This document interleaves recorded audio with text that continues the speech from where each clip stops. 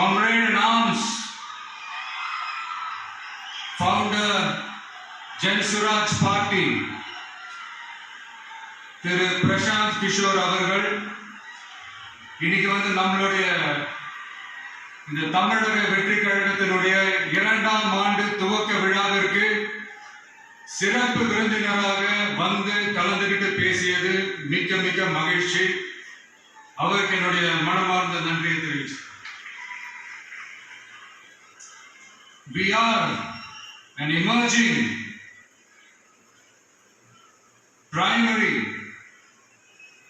political force in Tamil Nadu politics with a firm commitment to create history in the upcoming 2026 assembly elections of Tamil Nadu, like 1967 and 1977 assembly elections of our state. Without compromising our party's ideological principles at any cost, I am here to collaborate and work with you towards upholding the secular and democratic ideals in TN and beyond. என் நெஞ்சில் குடியிருக்கும்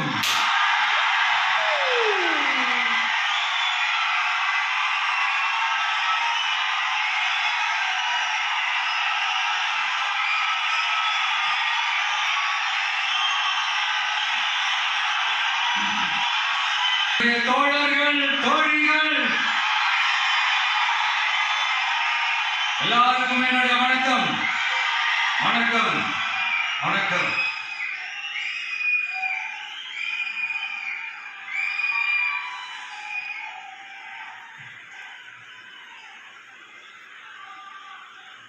இந்த அரசியல்னால வேற level தான்.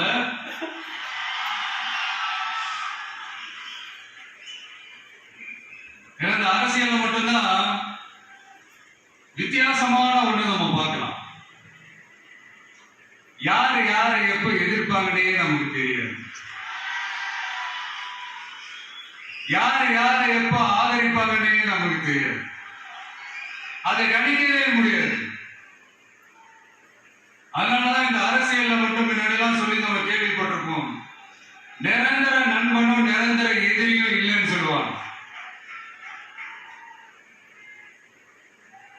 அரசியலுக்கு யார் வேணாலும் வரலாம், அது ஒரு ஜனநாயக உரிமைன்னு சொல்லுவாங்க. ஆனா மக்களுக்கு ரொம்ப ரொம்ப பிடிச்சு போன ஒருத்தன் அரசியலுக்கு வரான்னா அதை கண்டிப்பா நல்லவங்க எல்லாம் வரவேற்பாங்க. ஆனா ஒரு சில இந்த அதிகார இல்ல அது வேணாம், ஒரு சில பேருக்கு மட்டும் கொஞ்சம் எரிச்சல் வரத்தானே செய்யும். அது இருக்குங்க. என்னடா இவன் திடீர்னு ஒருத்தர் என்ட்ரி கொடுத்துட்டானே, இதுவரைக்கும் நாம சொன்ன பொய்யெல்லாம் நம்பிக்கிட்டு மக்கள் நமக்கு ஓட்டு போட்டுக்கிட்டு இருக்காங்களே. ஆனா இப்ப இவன் சொல்றதெல்லாம் பார்த்தா மக்கள் மனசுக்கு ரொம்ப நெருக்கமா வேற இருக்குது. அதுவே நமக்கு ஒரு பெரிய நெருக்கடியாகவும் இருக்குது. இவனை என்ன பண்ணலாம், என்ன செய்யலாம், எப்படி இவனை இது பண்ணலாம், க்ளோஸ் பண்ணலாம்.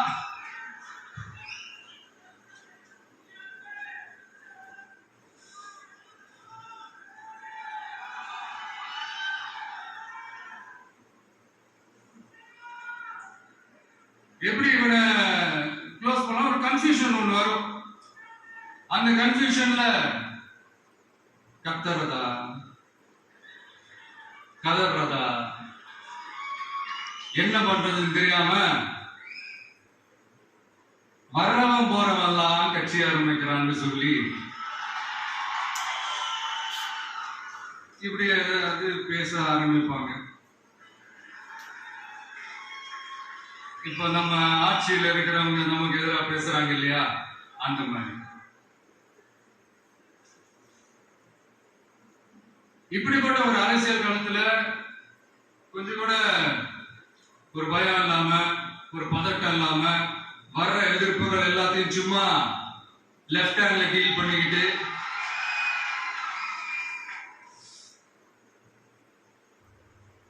இதோ நம்மளுடைய தமிழக வெற்றி கழகம் முதலாவது ஆண்டை கடந்து இப்ப 2வது ஆண்டை அடியெடுத்து வைக்கிறோம். இந்த ஒரு காலகட்டம் தான் மிக முக்கியமான ஒரு காலகட்டம். ஏன்னா ஒரு அரசியல் கட்சிக்கு ஒரு பெரிய பலமே அந்த கட்சியினுடைய கட்டமைப்பு தான். அதுதான் அந்த கட்சியினுடைய ஒரு வேறு மாதிரி, ஒரு அடிப்படை பலமே அதுதான். ஒரு ஆலமரம் மாதிரி ஒரு கட்சி ஒண்ணு வளரணும்னா அதுக்கான அந்த வேர்களும் விழுதுகளும் ஸ்ட்ராங்கா இருக்கணும் இல்லையா? அப்படிதான் நம்மளுடைய இந்த அமைப்பை பலப்படுத்துற ஒரு வேலையை தான் இப்ப நம்ம செஞ்சுக்கிட்டு இருக்கிறோம். தமிழ்நாடு முழுக்க மாவட்ட நிர்வாகிகள் எல்லாரையும் தேர்ந்தெடுத்து அறிவிச்சிட்டு இருக்கிறோம். இந்த நேரத்துல நம்ம மேல ஒரு கம்ப்ளைண்ட், அது என்னன்னா, அதுதான் எனக்கும் புரியல. நம்மளுடைய மாவட்ட நிர்வாகிகள் எல்லாருமே வெறும் இளைஞர்களாகவே இருக்கிறாங்களா? ஏன் இருந்தா என்ன? ஒரு வெற்றி கிடைச்சது வரலாறு, அதுதான் வரலாறு. இப்ப அதே மாதிரி நம்ம மேல இன்னொரு கம்ப்ளைண்ட், அது என்னன்னா, நம்மளுடைய கட்சி நிர்வாகிகள் எல்லாருமே சாதாரண குடும்பத்தில இருந்து வந்தவங்க. அதே தான் இங்கேயும் கேட்கிறேன், ஏன் வரக்கூடாதா?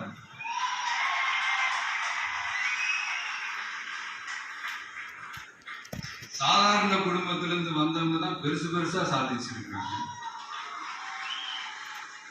இன்னும் சொல்ல போனா நம்மளுடைய கட்சி எளிய மக்களுக்கான கட்சி தானே. அப்படி இருக்கும்போது நம்மளுடைய கட்சி நிர்வாகிகளும் எளிய குடும்பத்தை சேர்ந்தவங்களா தான் இருப்பாங்க. நம்முடைய கட்சி ஒன்றும் பண்ணையாளர்களுக்கான கட்சி கிடையாது.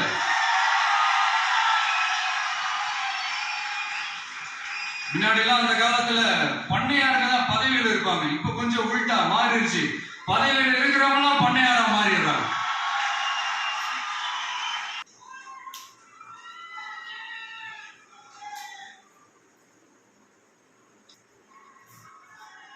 மக்களுடைய நலனை பத்தியோ, நாட்டோட நலனை பத்தியோ, வளர்ச்சிகளை பத்தியோ எதை பத்தியும் கவலைப்படாம பணம் பணம் பணம், எந்தெந்த வழிகள்ல எந்தெந்த ரூட்லாம்.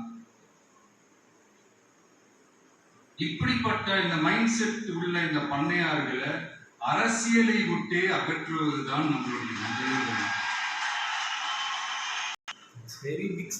ஜனநாயக முறைப்படி நம்ம செய்யறதுன்னா 2026 தேர்தலை நம்ம சந்திக்க போறோம். அந்த தேர்தலை சந்திக்க ரொம்ப ரொம்ப முக்கியமான விஷயம் பூத் லெவல் ஏஜென்ட்ஸ், BLA அப்படின்னு சொல்லுவாங்க. அது ரொம்ப ரொம்ப முக்கியம். ஏன்னா நீங்க பாத்தீங்கன்னா தமிழ்நாட்டுல அந்த பெரிய பெரிய கட்சிகளுக்கு தான் அந்த BLA எல்லாம் ரொம்ப ஸ்ட்ராங்கா இருக்கும்னு சொல்லுவாங்க. ஒரு அப்ராக்சிமேட்டா ஒரு 69,000 பூத்ஸ் இருக்கு. அது எல்லாத்துக்குமே பூத் ஏஜென்ட்ஸா நம்மளுடைய கட்சி தோழர்களை தான் நியமிக்க போறோம். கூடிய சீக்கிரமே பூத் கமிட்டி மாநாடுன்னு ஒண்ணு நடத்த போறோம்.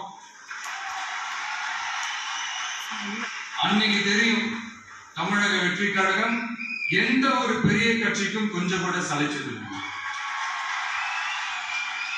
அன்னைக்கு தெரியும் தமிழக வெற்றி கழகம் தமிழ்நாட்டுல முதல் சக்தியா, முதன்மை சக்தியா, பவர்ஃபுல்லா இருக்குதுன்னு அன்னைக்கு ப்ரூவா.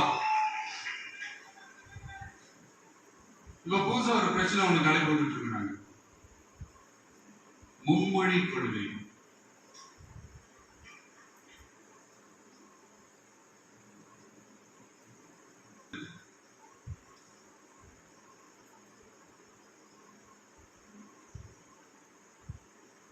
இத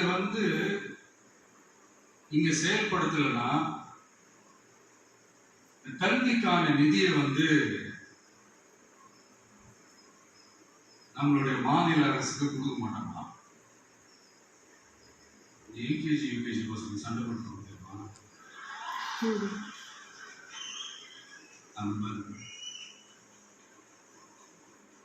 கொடுக்க வேண்டியது அவங்களோட கடமை, இங்க இவங்க வாங்க வேண்டியது இவங்களுடைய உரிமை. ஆனா இவங்க 2 பேரும் எவ்வளவு சீரியஸா ஒரு பிரச்சனை ஓடிட்டு இருக்கு. இவங்க 2 பேரும் அதாங்க நம்ம பாசிசமும் நம்ம பாயாசமும். அதான் நம்ம அரசியல் இனிமையும் கொள்கை இனிமையும். 2 பேரும் என்ன பண்றாங்கன்னா 2 பேரும் பேசி வச்சுக்கிட்டு செட்டிங் எல்லாம் பண்ணி வச்சுக்கிட்டு மாத்தி மாத்தி சோசியல் மீடியாவில் ஹேஷ்டாக் போட்டு விளையாட்டு இருக்கிறாங்க.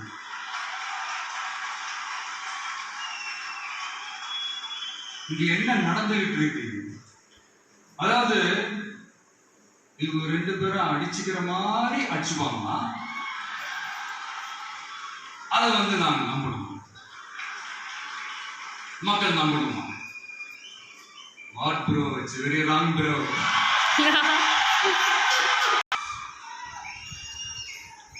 இதுக்கு நட உள்ள வந்து அங்க ஒரு சம்பவம் பண்ணிட்டு டக்கு வெளியே வந்துடுறது. டிவி கே4TN அப்படின்னு சொல்லி. யார் சார் நீங்களா? எங்க சார் இருக்கிறீங்க? ஸ்லீப்பர் செல்ஸ் மாதிரி.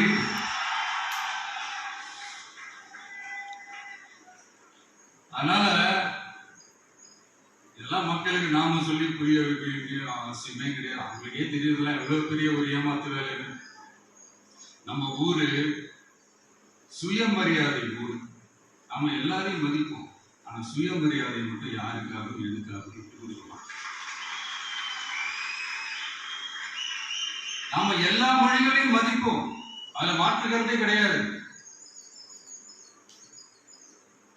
தனிப்பட்ட முறையில யார் வேணாலும் எந்த ஸ்கூல்ல வேணாலும் படிக்கலாங்க. உங்களுக்கு எந்த மொழி வேணுமோ, எப்ப கத்துக்கணுமோ, உங்களுக்கு எப்போ தோணுதோ கத்துக்கலாம். அதான் அவங்களுடைய தனிப்பட்ட ஒரு உரிமை.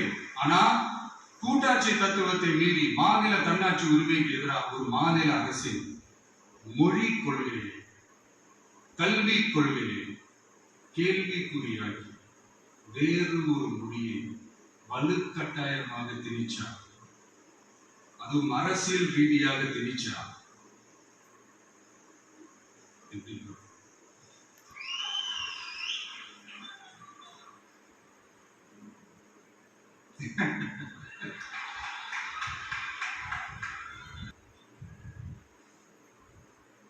அதனால நம்மளுடைய தமிழக வெற்றி கழகம் சார்பாக நாமளும் இந்த பொய் பிரச்சாரங்களை எல்லாம் புறந்தள்ளிவிட்டு இதை நாங்கள் உறுதியாக எதிர்ப்போம்.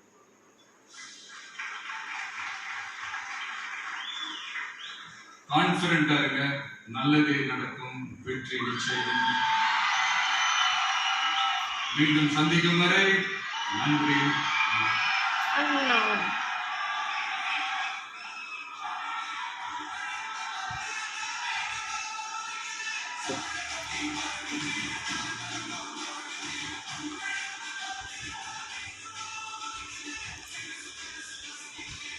தலைவருக்கு நன்றி.